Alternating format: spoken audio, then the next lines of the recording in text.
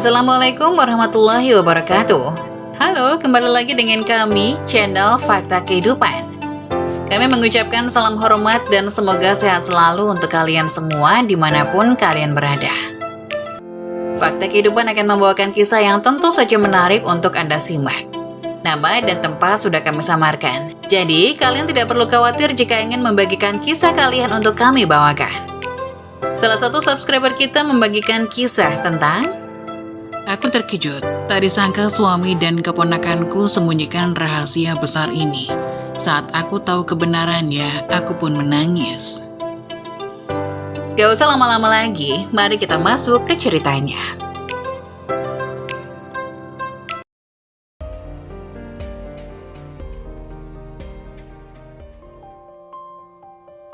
Aku terkejut, tak disangka suami dan keponakanku sembunyikan rahasia besar ini. Saat aku tahu kebenarannya, aku pun menangis. Keponakanku haid setiap minggu. Lama-lama aku jadi khawatir dengan keadaannya. Namun dia begitu takut untuk periksa penyakitnya. Ada apa dengannya? Setelah aku telusuri, ternyata dia. Cara berjalan Bunga sangat aneh. Kulihat dia tampak meringis dengan langkahnya menuju kamar mandi. Sudah macam bebek saja dia berjalan mengangkang. Kenapa dengan pahamu, Bunga? Aku bertanya bingung, sedang memasak di dapur. Enggak tante, pahaku cuma lecet gara-gara haid. Haid lagi? Bukannya minggu kemarin kamu bilang mens juga? Emang bisa mens tiap minggu? Wajah bocah 17 tahun itu tampak pucat. Dia memang tampak ketakutan. Enggak tante, aku cuma nggak bisa pakai CD yang lembab, makanya begini, mungkin infeksi. Jadinya berpengaruh pada misfiku. Jawabnya yang tak masuk akal. Dahiku mengernyit mendengarnya. Memang bisa? Bisa tante, aku harus mandi dulu nanti telat masuk sekolah. Hatiku rasanya sangat dongkol sekali. Sebab anak yang dititipkan kakakku ini tak bisa menjaga dirinya dengan baik. Mungkin saja dia sudah berbuat hal buruk dengan kekasihnya. Bisa saja. Ketika Bunga sarapan, aku mencoba memberi peringatan secara halus. Nanti pulang sekolah, kita periksa kesehatanmu ke dokter ya, Bunga. Ucapku. Bocah ini malah tersedak mendengarku. Aku pun segera memberikannya air putih. Pulang sekolah, Bunga. Kuulangi sekali lagi. Aku nggak apa-apa tante, aku cuma haid biasa kok. Bunga lantas beranjak. Tanpa menghabiskan makanannya, ia pun mencium punggung tanganku, kemudian berlalu pergi ke sekolah. Anak itu kenapa sih? Aku masih bertanya bingung.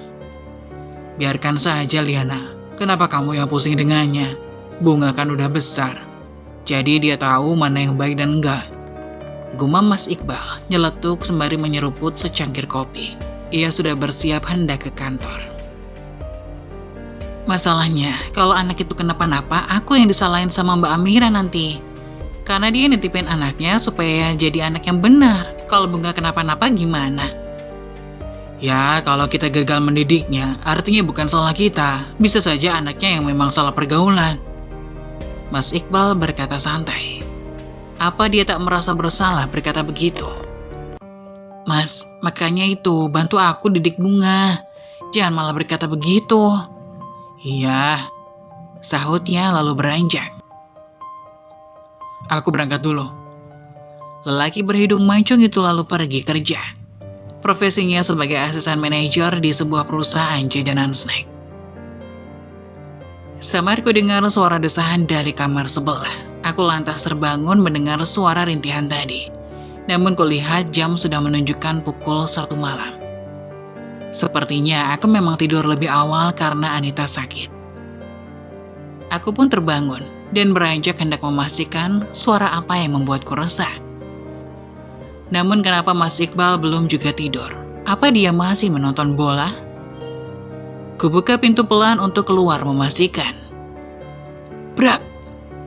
Suara jendela yang tertutup keras membuatku terkejut bukan main. Maling! Teriak Mas Iqbal di luar sehingga membuatku tergeragap. Maling apaan, Mas? Aku keluar dengan rambut acak-acakan. TV pun masih menyala. Ternyata suamiku memang belum tidur. Suara jendela dari kamar Bunga, bisa saja ada maling masuk, seru suamiku, lalu menggedor pintu kamar Bunga. Bunga, bangun! Mas Iqbal memanggil. Kemudian pintu langsung dibuka oleh Bunga. Gadis remaja ini hanya mengenakan tank top dengan celana pendek merahnya, sehingga membuatku langsung menutupinya dengan selimut. Siapa yang masuk tadi, Bunga?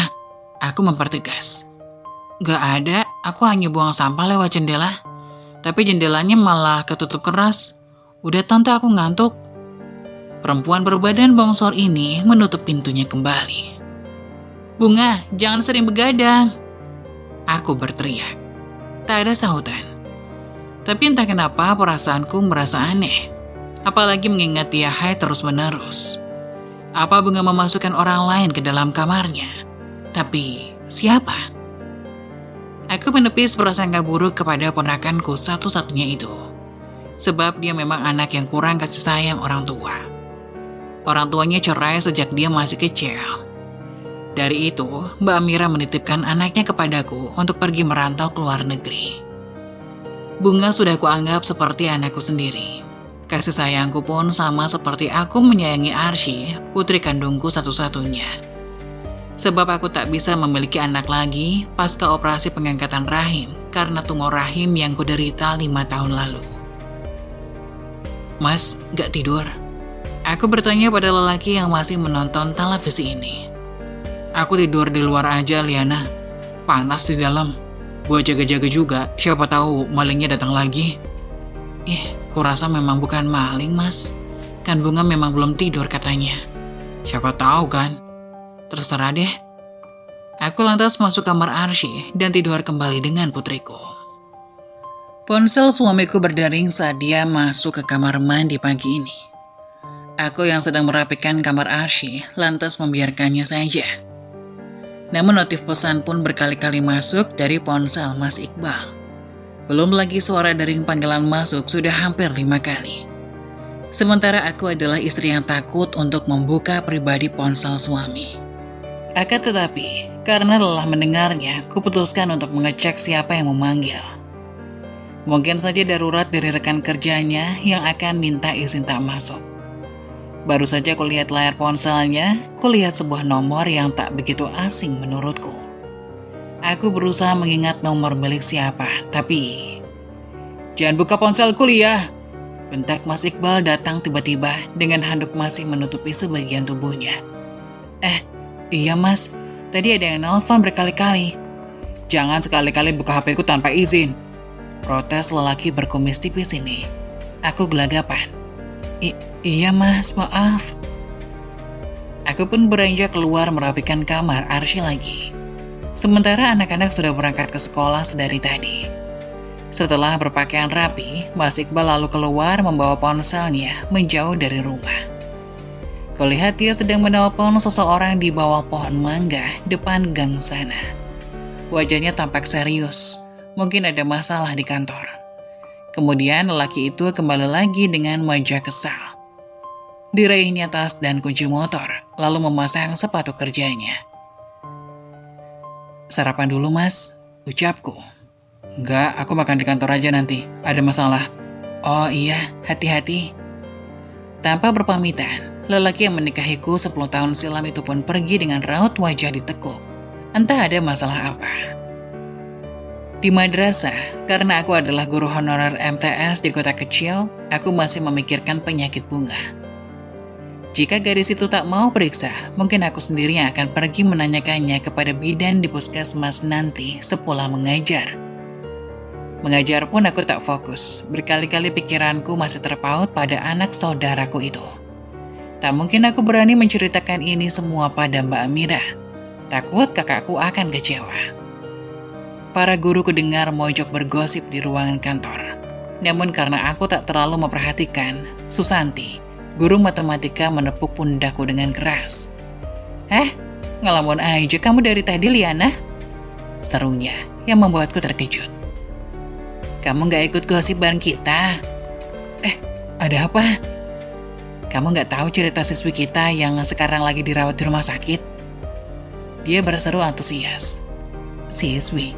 Siapa? Naila, anak kelas 9 itu. Katanya organ intimnya robek. Dia selalu haid hampir tiap minggu. Setelah ditelusuri sama ibunya karena curiga, ternyata ayah tirinya mencabulinya waktu ibunya pergi kerja shift malam. Dek, darahku langsung naik ke ubun-ubun. Apakah Bunga juga begitu?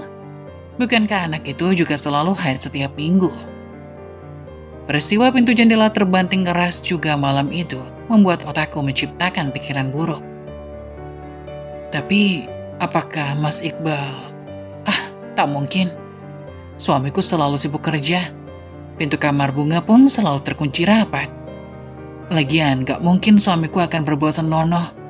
Bukannya Mas Iqbal sudah menganggap Bunga seperti anak kandungnya sendiri. Pikiranku benar-benar berperang melawan misteri ini.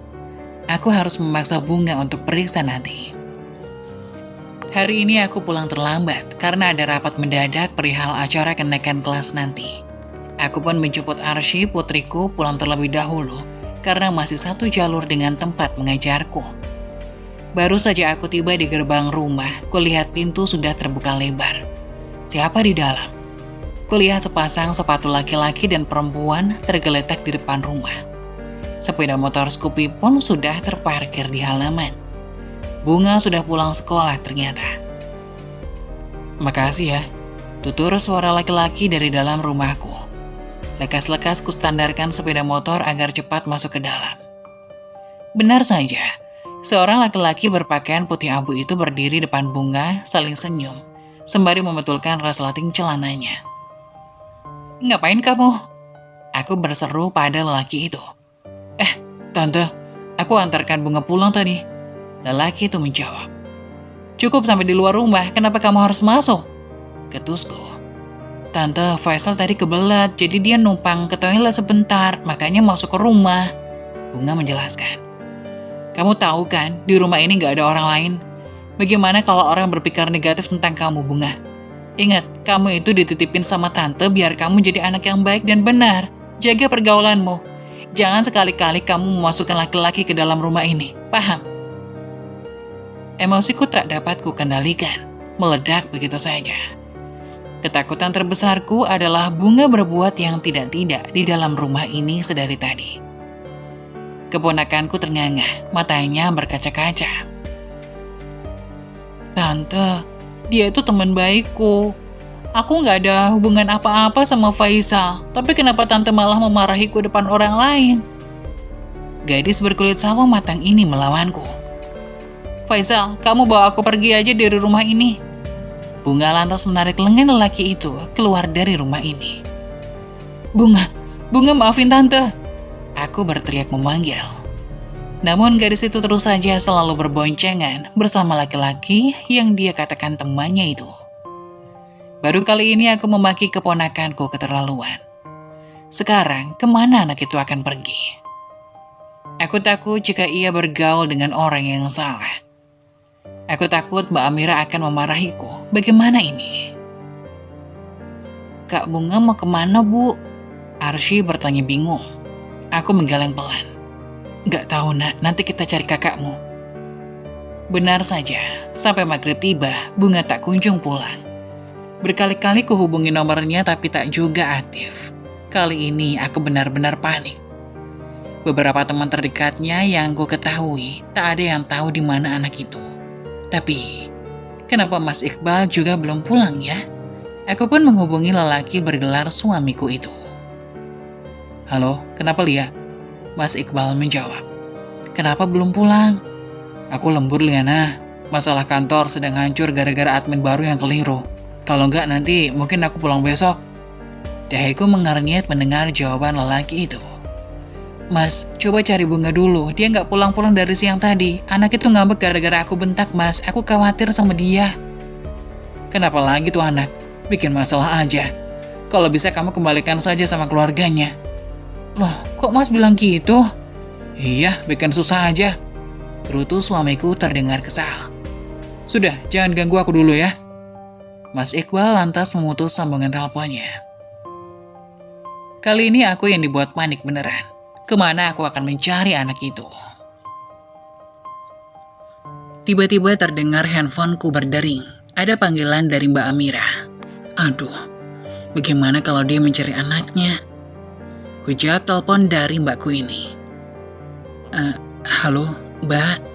Bunga kenapa nomornya nggak aktif, Dek? Kemana dia? Aku hubungi berkali-kali tapi nggak tersambung. Duh, aku harus bilang apa? Bunga udah tidur, Mbak. Aku berbohong. Tidur? Jam 5 sore tadi dia ngubungin minta duit. Udah aku transfer 1 juta katanya buat bayar studi tour besok. Setelah aku kirimi, dia malah nggak nelpon balik. Udah nerima uangnya atau enggak? Studi tour? Kali ini aku kaget. Iya, kamu kan nggak ada uang katanya. Kali ini Bunga berbohong kepada ibunya. Oh, iya Mbak, uangku ada, cuma Bunga mungkin malu minta sama aku. Gak apa-apa, biarkan aja Mbak. Itu dia udah tidur. Mungkin kelelahan karena baru pulang eskul jam 6 tadi. Aku berusaha menyembunyikan keburukan Bunga di depan ibunya. Oh ya udah, biarin aja kalau gitu. Ya udah ya Lia, makasih udah jaga anakku. Gaji besok aku kirim kamu uang ya. Iya Mbak. Panggilan pun terputus. Kali ini aku dibuat makin bingung oleh Bunga. Uang 1 juta buat apa? Aku memutuskan untuk mencari Bunga di rumah sahabat terdekatnya saja. Bisa saja dia sekongkol berbohong bilang tak bersama Bunga. Tapi aku yakin anak itu ada di sana. Nak, kamu bisa tinggal sama Budiwati dulu ya. Ibu mau cari kakakmu. Aku menitipkan Arsi pada tetanggaku yang tak jauh dari rumahku. Iya Bu, semoga Kak Bunga cepat ketemu ya. Iya nak.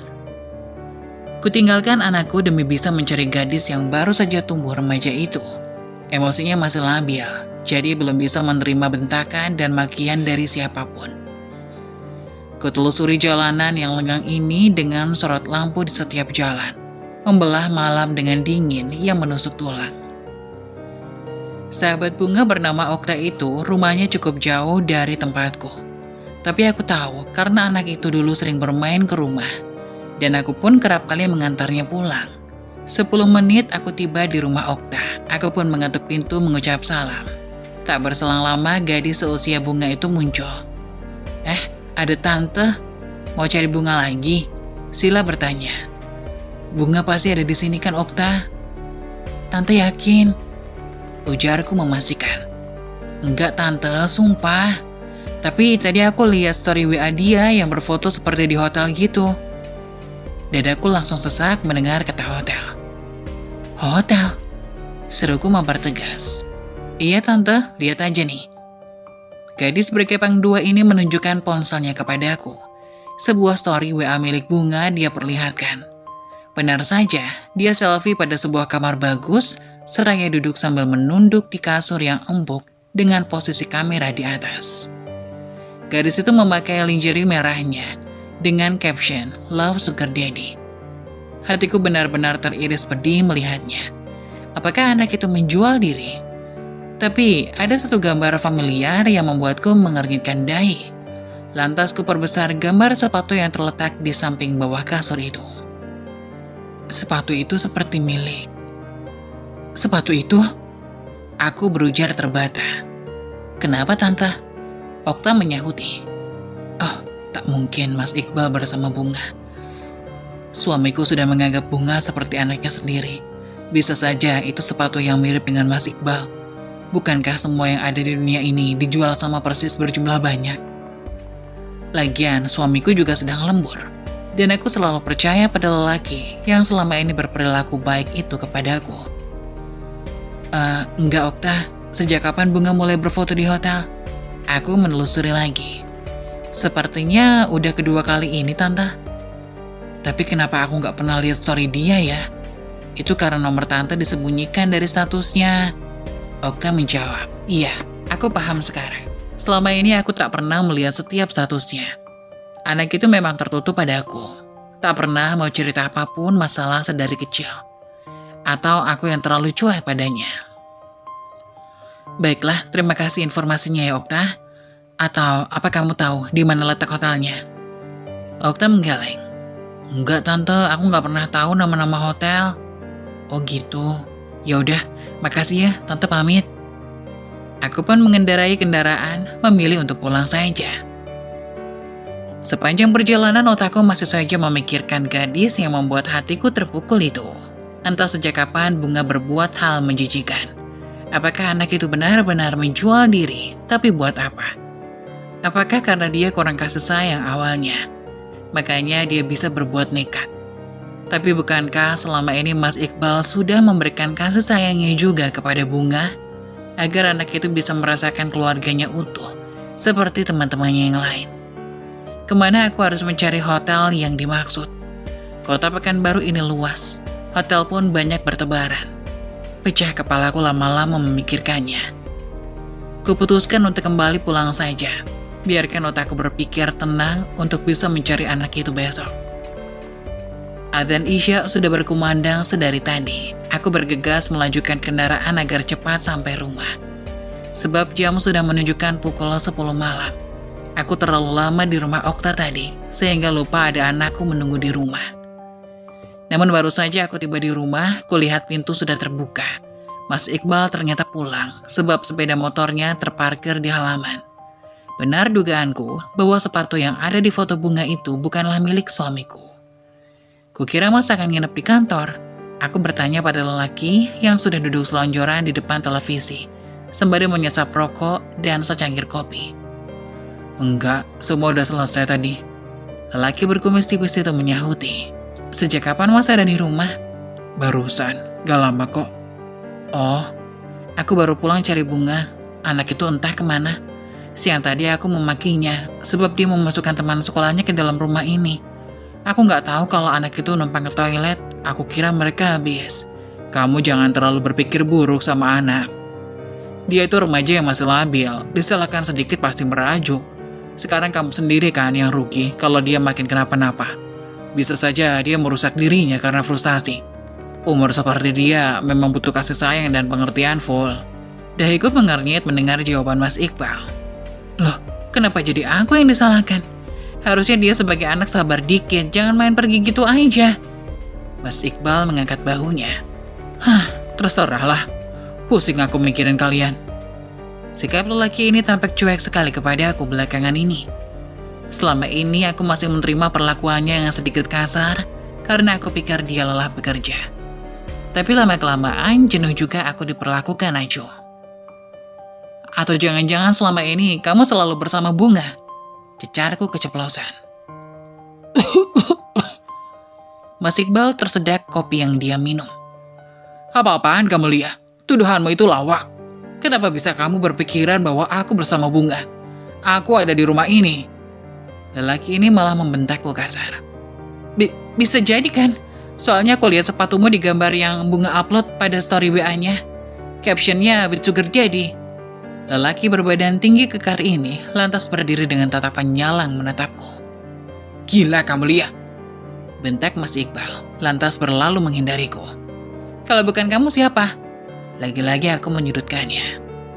Kamu kira aku paman cabul? Jangan ngaco kamu lihat. Sekali lagi kamu berkata begitu, ku buat kenyataan perkataanmu. Duh, kenapa hatiku sakit mendengarnya? Harusnya dia berusaha meyakinkanku bahwa dia bukan pelakunya. Tapi kenapa dia malah berkata bahwa akan membuatnya jadi kenyataan? Iya mas, maaf. Aku hanya takut. Soalnya ada anak muridku tadi siang masuk rumah sakit karena pendarahan setiap minggu. Katanya dia dicabuli oleh ayah tirinya. Gak habis pikir aku, kenapa bisa laki-laki yang harusnya jadi ayah pelindung anaknya justru menjadi neraka buat anak gadisnya? Apakah salah anaknya atau ayahnya? Bisa saja dari pakaian anaknya yang mengundang nafsu ayahnya. Jangankan ayah tiri, berita berseliweran saja banyak ayah kandung mencabuli anaknya sendiri. Apalagi yang statusnya hanya paman. Mas Iqbal? Mas? Aku terkejut mendengar pernyataan suamiku itu. Kenapa jadi ke paman? Maksudku umpamanya begitu, Lia. Tapi kan Bunga anak yang tertutup. Dan lagian, mana mungkin aku bisa mau sama keponakan yang sudah kuanggap sebagai anak sendiri. Gila aja kalau itu beneran terjadi. Mas Iqbal tampak kebingungan menjawab pertanyaanku. Sudah, jangan bahas gituan. Aku mau mandi. Siapkan aku makan malam. Nanti aku mau nonton bola lagi. Bola mataku masih awas melihat gerak-gerik lelaki ini. Tapi apakah pantas aku menaruh curiga padanya? Aku berdecak bingung. Bisa pecah lama-lama kepalaku memikirkannya. Suara ketikan keypad handphone terdengar jelas di jam tengah malam buta. Suamiku ternyata belum tidur.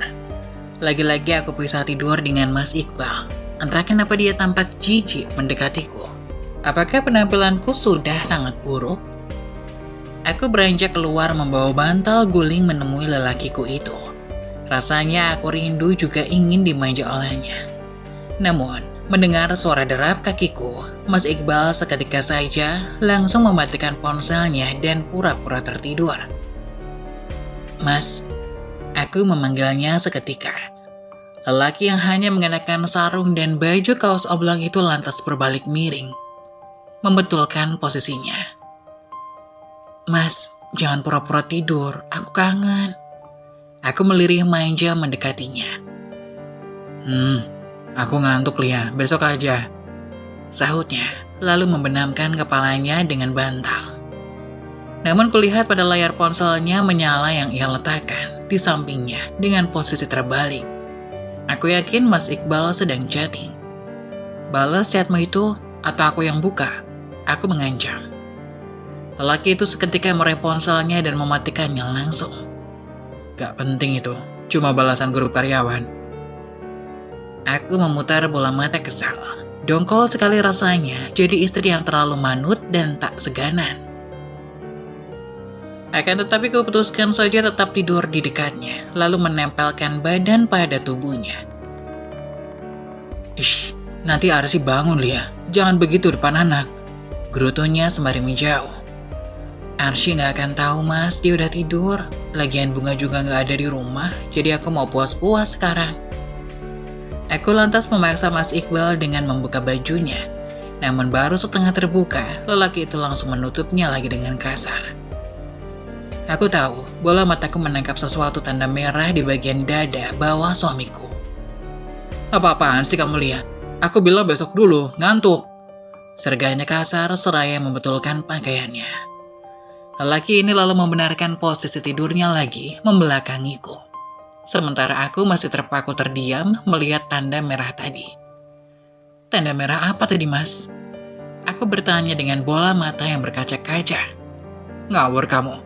Itu merah bekas gatal. Jangan aneh-aneh. Tidur sana. Aku harus ke kantor pagi-pagi besok. Otakmu terlalu kotor kepada suamimu sendiri. Dosa, Liana. Bentakan Mas Iqbal membuat badanku gemetar terkejut. Akukah lagi yang salah kali ini? Aku mengusap bulir bening yang memaksa terjatuh pelan. Lalu beranjak menjauh dan tertidur meringkuk dalam kamar seorang diri. Begini terus. Sudah hampir 3 bulan aku tak pernah disentuh oleh suami sendiri. Sakit sekali rasanya dianggurin lama. Pagi sekali, suamiku berangkat terlebih dahulu ke kantor. Sikapnya juga cuek sekali kepadaku. Mas, gak ajak Arsy sekalian berangkatnya? Ojek yang biasanya dia pakai hari ini libur katanya. Aku mencoba mengajaknya bicara. Kamu saja yang bawa, kamu kan masuknya siangan nanti. Tapi kalau Arsy ikut aku, nanti dia telat masuk sekolahnya. Sanggah aku lagi. Ya kamu lebih awal berangkatnya, gitu aja susah. Lelaki yang sudah berpakaian rapi berbaju kemeja biru langit itu lantas berlalu pergi begitu saja dengan cueknya. Aku mendengus kasar melihat tingkahnya. Entah sampai kapan aku akan diperlakukan begini. Nanti Arsy ikut mamanya Alifa aja ya. Nanti Arsy ikut mamanya Alifa aja bu di mobil. Arsy udah kasih tahu tadi malam. Anakku angkat suara. Aku tersenyum kepada putriku. Baiklah nak. Kalau saja bukan karena anak, sudahlah. Aku tinggalkan lelaki itu dari dulu. Tapi bagaimana dengan Bunga lagi? Anak itu lama-kelamaan bikin pusing aja. Mungkin aku lebih baik menyerahkannya saja kepada ayahnya di sana. Lagi pula, jadi ayah malah hilang tanggung jawab. Tapi pasti Mbak Amira akan marah nanti. Para guru sepakat untuk menjenguk Nela, murid kami yang dirawat di rumah sakit itu. Tapi kami bergantian pergi di jam istirahat dan setelah pulang sekolah. Aku pun pergi bersama 5 orang para guru lainnya, sebab memang dijatah harus 5 orang dulu. Kami pun menaiki mobil Bularas, guru bahasa Inggris paling kaya di madrasah. Sepanjang perjalanan, dalam mobil pun sempat-sempatnya kami bergosip ria. Tiada lagi yang dibicarakan adalah tentang Naila, si murid kami yang sakit. Jadi, seharusnya memang kalau kita janda, jangan dulu menikah kalau punya anak gadis. Apalagi punya ayah tiri yang otaknya mesum. Bahaya banget, Miss. Celetuk Susanti, si guru paling cerewet ini. Aku jadi kepikiran masalahku. Seandainya aku menggugat pisah Mas Iqbal, maka otomatis aku menjadi janda. Lalu, aku punya anak gadis satu-satunya. Bagaimana kalau... nauzubillah. Aku berseru ketakutan. Semua mata malah tertuju padaku. Kenapa, Bu Liana? Aku cengengesan. Enggak, aku hanya membayangkan saja. Ngeri, Miss. Sanggahku geli. Ya, jangan sampai. Amit-amit. Sahut mereka. Tak lama kemudian kami pun sampai di rumah sakit tempat Naila dirawat. Namun baru saja kami turun dari mobil di parkiran, kulihat sepeda motor Honda dengan warna yang sama dan plat yang aku lupa-lupa ingat angkanya, terparkir di dekat mobil hitam sedan sana. Motornya kok mirip seperti milik Mas Iqbal? Lagi-lagi aku menepis prasangka burukku ini. Bisa saja platnya hanya beda 1 angka. Motor juga banyak yang sama kan? Kami pun terus melangkah hendak memasuki bangunan yang luas ini. Namun lagi-lagi mataku tertuju pada laki-laki kemeja biru langit yang keluar dari gedung exit sebelah itu. Sembari menonton anak gadis berseragam abu-abu memakai jaket rajut. Aku melihatnya dari samping dan tak begitu jelas. Langkahku hendak mendekat ke arah mereka yang menuju parkiran tadi. Miss Liana, mau kemana? Seru Susanti yang membuatku menoleh. Bentar, aku ada urusan. Aku berseru lagi. Setelahnya, aku menoleh lagi. Tapi 2 orang itu telah pergi mengendarai motor, mengenakan helm yang sama persis dengan milik Mas Iqbal. Apa dia Bunga dan suamiku? Lalu buat apa mereka ke rumah sakit? Ku coba memanggil nomor Mas Iqbal, menanyakan hal yang kulihat tadi. 5 kali panggilanku tak dijawabnya, akan tetapi aku tetap mencoba sekali lagi. Ada apa, Liana? Mas Iqbal akhirnya menjawab. Jelasin sama aku, kamu sama Bunga ngapain ke rumah sakit? Oh, itu. Bunga kecelakaan, jadi aku pergi bawa periksa dia ke rumah sakit. Kecelakaan? Di mana? Aku terkejut mendengarnya. Iya, dia boncengan sama temennya, terus mereka ditabrak dari belakang sama mobil. Bunga yang di belakang terpental jatuh. Posisinya tengkurap, perutnya sakit dan kram, lalu mengeluarkan darah banyak. Astagfirullah, terus dia gak kenapa-napa? Enggak, udah diberi obat penghilang nyeri tadi. Aku menatap langit mencoba mencermati perkataan suamiku ini. Kenapa yang pertama kali dihubungi malah Mas Iqbal? Kenapa Bunga gak nelpon aku aja? Dia kan tahu Mas kerja. Lah, kamu lupa? Bunga kan lagi ngambek sama kamu. Oh, iya. Sekarang kalian di mana? Udah di rumah, biarin dia pulang istirahat dulu. Terus kamu gak balik kerja? Balik lagi, aku biarin Bunga di rumah sendirian. Oh, iya udah, semoga anak itu gak kenapa-napa. Enggak, aku balik kerja lagi, Lia. Iya. Aku lantas menutup telepon dan berjalan menyusul para guru menuju ruangan Naila.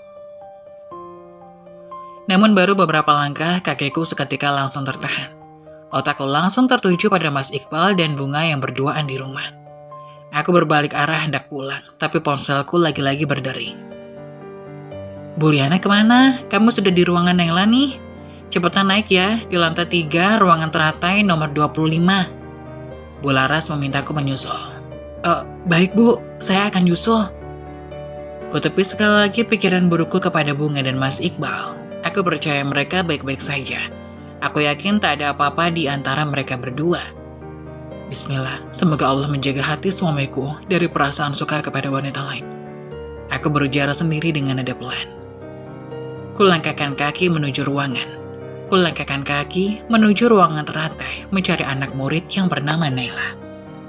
Sepulang dari menjenguk gadis malang itu, pikiranku selalu terngiang perkataan ibunya Naila yang berkata, "Jangan lengah dalam menjaga anak gadis kita. Karena kita nggak tahu kesempatan mereka dalam berbuat. Ayah tiri bukanlah ayah kandung, jadi bisa saja mereka melakukannya saat kita nggak ada. Orang-orang terdekat pun patut kita curigai, terlebih jika gelagat anak sudah aneh dan mencurigakan. Otakku selalu saja memikirkan Bunga dan suami. Tapi apakah Mas Iqbal tega akan mengkhianatiku? Bunga sudah dia rawat sejak umur 9 tahun. Jadi jiwa ayah sudah pasti dia miliki kepada keponakannya sendiri. Kedekatan Bunga dan suamiku memang kulihat seperti ayah dan anak. Gadis itu juga tak akan malu memeluk pamannya sendiri di depanku. Tapi aku tak merasa aneh sedikit pun. Sebab menurutku itu wajar. Apalagi Bunga terbilang anak yang tak pernah mendapatkan kasih sayang seorang ayah. Bel pulang sekolah berbunyi. Ternyata tak terasa sudah jam 2 siang. Aku pun berkemas karena tak ada jam mata pelajaranku. Sebab aku hanya mengajar di bidang mata pelajaran fikih saja. Arsy sudah pulang katanya. Tadi bersama ibunya Alifa. Jika sudah ada yang antar jemput Arsy, aku merasa aman. Semua itu semenjak ibunya Alifa punya mobil baru. Bunga benar-benar cuek denganku sejak aku pulang sekolah dari tadi. Dia pun mengurung diri dalam kamar. Bunga, kamu sudah makan belum? Aku memanggil. Tak ada sautan. Bunga, makan dulu nak. Maafin tante kalau salah. Ceklek. Pintu pun terbuka olehnya. Raut wajahnya benar-benar menandakan gadis ini masih marah denganku. Aku mau makan nanti aja kalau Om Iqbal udah pulang. Sahutnya yang buatku mengernyitkan dahi. Kenapa harus sama Omu? Ada tante di sini? Protesku dengan hati yang sedikit dongkol. Karena cuma Om yang baik sama aku. Tante itu sukanya marah-marah, suka mikir negatif, dan suka berprasangka buruk sama aku. Gerutu gadis berlesung pipi ini sembari berjalan dan duduk di atas kasurnya. Tante cuma khawatir sama keadaanmu, nak. Mengertilah. Tante itu diberi beban tanggung jawab yang besar sama ibumu. Kalau kamu kenapa-napa, ibumu juga akan marah besar sama tante dan kamu. Kamu tahu sendiri kan jika ibumu marah, suka main tangan dan memaki kasar. Sekarang kamu pilih tetap tinggal sama tante atau kamu kembali ke bapakmu. Bola mata Bunga melotot menatapku. Jadi, tante sebenarnya mau usir aku? Enggak, tante cuma mau kamu mikir. Kamu udah bukan anak kecil lagi, kamu udah dewasa. Jadi berhenti bersikap kekanak-kanakan, Bunga. Bilang aja tante capek ngurusin aku. Biar aku kasih tahu ibu, jadi aku bisa kos aja sendiri, biar bebas. Gak ada yang melarangku ngapa-ngapain lagi. Ujarnya sembari meraih ponsel hendak menelpon ibunya. Termasuk bebas tidur di hotel sama sugar daddy. Sahutku cekatan melepas kekesalan yang terpendam selama ini. Lelah rasanya jadi orang sabar. Mata Bunga lantas menyala menatapku. Dari mana tante tahu? Tanyanya heran. Kamu gak perlu tahu dari siapa, berhenti berbuat yang merusak masa depanmu. Atau, tante akan laporkan semua perbuatanmu ke ibumu dan kepala sekolah. Bunga lantas berdiri menatapku. Badannya yang lebih tinggi dariku membuatku mendongak menatapnya. Karena tante selama ini gak tahu apa yang membuatku begini, jadi diemlah. Atau aku akan membuka semuanya. Ucapan Bunga bagai belati tajam menusukku. Apa maksud dari perkataannya berkata begitu? Apa maksudmu? Cecarku pada gadis ini. Iya, tapi biarlah waktu yang akan menjawabnya nanti. Bunga lantas menghindar keluar dariku. Kurasa dia memang tak mau memberitahu yang sebenarnya. Bunga, milikilah rasa terima kasih pada orang tua yang membesarkanmu. Jangan jadi anak kurang ajar. Tahu begini kamu sebaiknya masuk pondok pesantren aja dulu. Atau masuk. Gadis keras kepala itu berbalik. Masuk apa tante? Masuk panti asuhan. Jawabku tegas. Oh, gak masalah. Lagian aku juga anak yatim kan, gak punya bapak. Jawabnya, santai sembari menenggak air putih. Entah kenapa kamu jadi begini, Bunga. Tante gak pernah loh ngajarin kamu jadi anak yang kurang ajar. Apa ini yang kamu dapetin dari pergaulanmu? Belum lagi kamu berbohong masalah bayar studi tour. Aku bisa aja mengadukan semua perbuatanmu pada ibumu, tapi aku takut kamu makin buruk nantinya. Aku mencoba menasehatinya, meskipun dia kurasa tak mau mendengarnya. Ah, sudah tante, jangan berisik. Protesnya kesal yang buat darahku naik. Bunga, Bentakku, makin tak tahan. Ada apa sih ribut-ribut? Suaramu kedengaran sampai luar, Lia. Mas Iqbal tiba-tiba masuk tanpa aku ketahui. Ia sudah pulang kerja. Bunga gak bisa diperingati secara halus. Lelah aku lama-lama sama anak ini. Getir suaraku menjawab dengan bola mata berkaca-kaca. Tante itu terlalu cerewet. Aku juga capek dengernya, Om. Bunga menyahut kesal. Mas Iqbal menarik nafas kasar. Biarkan semuanya mengalir. Ikuti kemana arus air itu akan mengalir. Kalau mengalirnya terlalu jauh dan buruk, apa akan dibiarkan juga? Sangkaku. Tergantung. Sudah, gak perlu debat. Aku lelah. Lelaki berbadan kekar itu pun melepas tas kerjanya sembarangan. Tante aja yang buat ribet. Bunga lagi-lagi menyahut. Bunga, diamlah. Tante gak butuh sautanmu. Protesku kesal. Ya udah, aku pergi aja dari rumah ini. Selesai. Gadis itu lalu masuk ke dalam kamarnya lagi dan membuka lemarinya. Kulihat dia mengeluarkan semua baju-bajunya dan lembaran uang merah berserakan terjatuh. Lekas-lekas gadis itu mengambilnya lalu menyimpannya dalam tas. Dapat dari mana anak itu uang sebanyak itu? Selama ini aku selalu memberinya uang saku sebesar 20 ribuan. Bunga, jangan nekat kamu. Bentakku lagi. Aku hanya mau mengurangi beban hidup tante. Sautannya malah makin membuatku naik darah. Gadis berambut lurus pendek itu pun lantas keluar kamar sembari menenteng tasnya. Taruh tas itu, atau tante akan makin marah. Ancamku. Bunga berdecak. Dia tak peduli perkataanku. Kepalanya betul-betul keras. Terus saja dia berlalu melangkah keluar rumah. Bunga! Teriakku kencang sehingga membuatnya terkejut. Berani kamu keluar rumah, akan kubawa kamu ke rumah bapakmu. Liana. Mas Iqbal malah balik membentakku. Jangan terlalu kasar sama anak, begini akibatnya. Lelaki itu justru mendekati Bunga, lalu dengan entengnya gadis itu memeluk suamiku dengan erat sembari menangis seduh. Lihat Om, begitu kelakuan tante, lama-lama aku bisa stres tinggal di sini. Aku mengernyitkan dahi tak percaya. Sedekat itu tampaknya hubungan keponakanku sendiri dengan Pak Suami. Kalau dari kecil dulu, memang aku tak apa-apa jika mereka saling peluk. Tapi sekarang berbeda, Bunga sudah remaja dan sudah mengerti dengan sentuhan. Yang lebih anehnya lagi, Mas Iqbal malah membalas pelukan Bunga sambil mengusap kepalanya. Jangan begitu, nak. Tantemu hanya khawatir dengan keadaanmu, artinya dia sayang sama kamu. Tapi caranya kelewatan, aku nggak suka. Ujar Bunga dengan nada manja. Gak apa-apa, kamu masuk aja. Kalau kamu pergi lagi, tantemu akan makin stres. Apa kamu gak sayang dia? Dia itu ibumu juga. Mendengar perkataan Mas Iqbal, aku urung kecemburuan dan berpikir negatif. Aku rasa memang begitu cara dia menyayangi anak-anak. Bunga mengusap air matanya, dia lantas menatapku, lalu kemudian, Tante, maafin aku. Gadis ini berlari memelukku dengan erat. Maaf kalau aku suka bikin tante kecewa. Bulir bening berjatuhan dari pelupukku mendengar anak ini. Iya, aku tahu, aku memang sangat menyayanginya sama seperti anak kandungku sendiri. Iya, tante maafkan. Makan dan belajar yang rajin, jangan lupa istirahat. Katanya kamu habis kecelakaan kan? Mana yang sakit? Aku melepas pelukan Bunga dan mengecek perutnya. Gadis ini terperanjat setelah aku pegang. Gak apa-apa tante, gak ada yang sakit kok. Dia mengelak. Benar, katanya perutmu terbentur, takutnya nanti kenapa-napa. Kamu udah berhenti haidnya? Aku mulai mencecar anak ini pertanyaan. Udah Tan, aku haid biasanya cuma 2 hari aja kok udah selesai. Oh, aneh ya siklus haidmu. Cuma 2 hari tapi setiap minggu. Kamu gak cek sekalian sama dokternya tadi siang, apa penyebabnya gitu? Liana, sudahlah. Jangan terlalu cerewet mencecar anak dengan pertanyaan.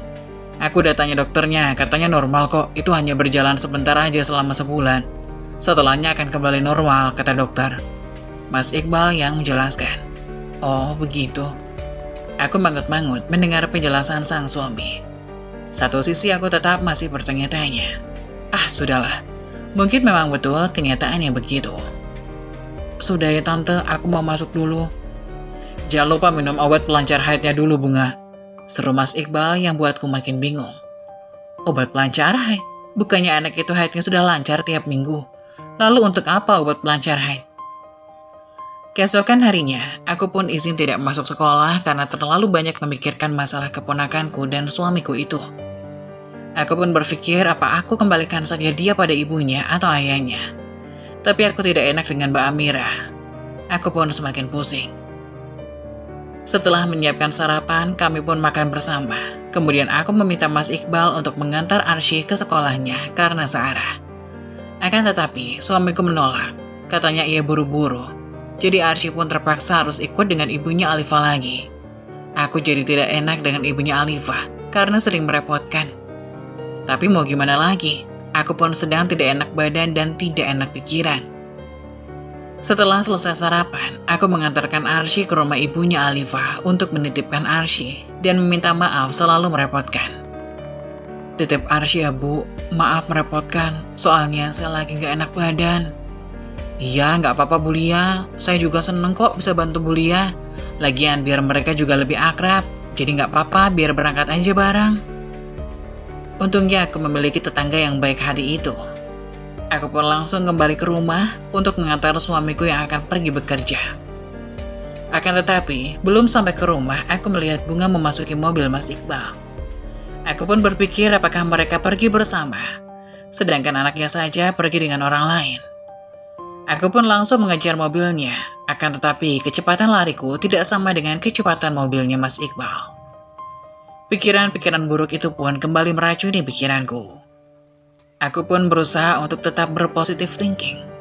Aku istirahat di ruang tamu sambil meminum teh hangat yang baru saja aku buat dengan berharap bisa menenangkan pikiranku. Lalu aku menyalakan televisi agar bisa menghibur pikiranku. Akan tetapi, tak lama kemudian terdengar bunyi bel dari pagar depan. Assalamualaikum, permisi. Ucap dua orang pria yang memakai jaket hitam. Aku pun langsung menghampirinya. Waalaikumsalam, ada apa ya Mas? Apa benar ini rumahnya Pak Iqbal? Aku pun berpikir kembali, ada masalah apa lagi ini? Mengapa Mas Iqbal dicari orang sampai ke rumahnya begini? Iya benar, ada yang bisa saya bantu? Jadi gini Bu, Pak Iqbal meninggalkan KTP-nya kemarin setelah menginap di hotel kami tempo hari. Jadi saya antar ke alamat yang ada di KTP ini saja untuk mengembalikannya. Karena KTP ini kan sangat penting pastinya. Sama ini Bu tasnya. Baik Mas, makasih ya. Setelah kembali masuk ke rumah, tubuhku seakan lemah tak berdaya. Tak sanggup menahan air mata yang sedari tadi aku pendam. Sambil memegang KTP dan tas kecil yang biasa dipakai seorang wanita remaja, aku pun semakin terseduh-seduh, karena tas ini yang biasa dipakai oleh Bunga setiap ia pergi bersama temannya. Aku pun hampir gila memikirkan hal ini terus-menerus. Sebenarnya, aku ingin menghubungi langsung.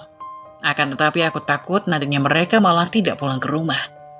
Akhirnya aku mencoba untuk tegar dan pura-pura tidak mengetahui kejadian ini. Waktu pun menunjukkan pukul 16 waktu Indonesia Barat. Sambil menunggu mereka pulang, aku pun menyiapkan makanan untuk makan malam. Tak lama kemudian, mereka pulang. Ternyata benar, mereka pulang bersama lagi. Aku pun tak banyak berkata, menyuruh mereka untuk segera bersih-bersih dan kemudian makan bersama. Setelah selesai makan, aku pun mengeluarkan KTP Mas Iqbal dan tas milik Bunga itu kukembalikan kepada mereka tanpa bertanya. Mereka mencoba menjelaskan dengan keadaan gugup. Aku pun hanya berkata, katakan saja yang sebenarnya. Tapi mereka tetap mengelak. Hingga akhirnya pertengkaran hebat antara aku dan Mas Iqbal pun terjadi. Mas Iqbal tetap mengelak sambil membentakku. Akan tetapi Bunga diam saja, mendengarkan kami bertengkar. Mas Iqbal terus membela diri. Tak lama kemudian, akhirnya Bunga pun buka suara. Ia mengaku dengan jujur dan menceritakan yang sebenarnya. Aku pun tak kuasa menahan goresan luka yang begitu dalam di hatiku. Bisa-bisanya suami yang terlihat menyayangiku dan keponakanku yang sudah kuanggap sebagai anak kandungku sendiri malah berbuat hal sekecil itu. Dengan emosi yang meledak-ledak, Mas Iqbal pun langsung menjatuhkan talak kepadaku dan langsung pergi meninggalkanku dan anakku. Dengan berat hati, aku pun harus mengembalikan Bunga kepada Mbak Amira, ibu kandungnya. Aku harus berusaha untuk tetap kuat demi kelangsungan hidupku.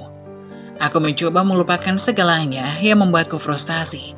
dan memulai kehidupan baruku bersama Arsy, putriku satu-satunya. Kami pun mencoba untuk bisa hidup bahagia berdua saja.